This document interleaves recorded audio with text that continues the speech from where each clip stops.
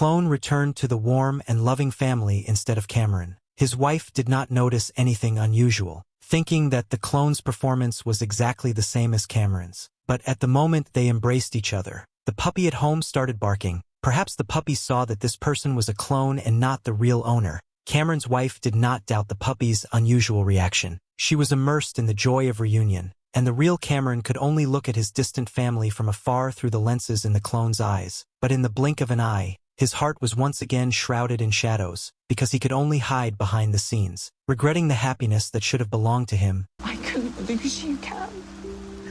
I couldn't live. As time went by, he gradually discovered a trace of unusual signs. The clones removed their lenses more and more frequently. After Cameron asked the doctor explained that all clones could not accept the fact that they were just tools at the beginning, so they took off their lenses. But when this sign began to appear, it also meant that the clones were integrated into the current life. Although Cameron was full of resistance and confusion in his heart, but thinking of the happy smiles of his wife and son, he threw all his doubts and dissatisfaction aside. He chose to endure, chose to sacrifice his feelings, but that kind of uneasy emotion was always lingering in his brain. Finally one night, that emotion turned into a nightmare. He fell into deep fear. He dreamed that the clones were mean to his wife. Cameron was awakened. He was really worried, so he decided to sneak out of the lab to visit his wife. He thought about how to face all this, how to restrain the strong forbearance in his heart. When he finally returned home, he didn't dare to go to see his wife and son rashly,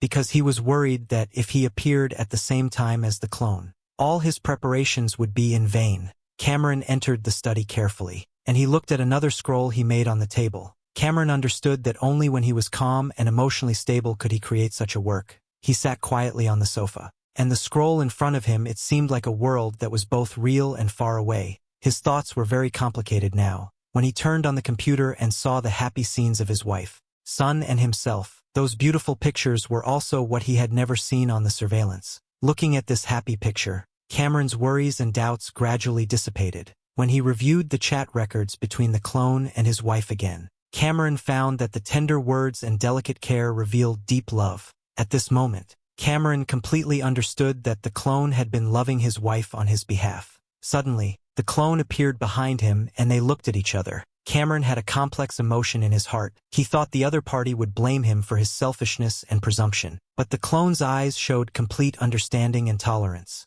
The clone not only did not drive Cameron away, but gave him a chance to say goodbye. Just then, the puppy suddenly ran in, and seeing the two identical owners in front of him, the puppy seemed to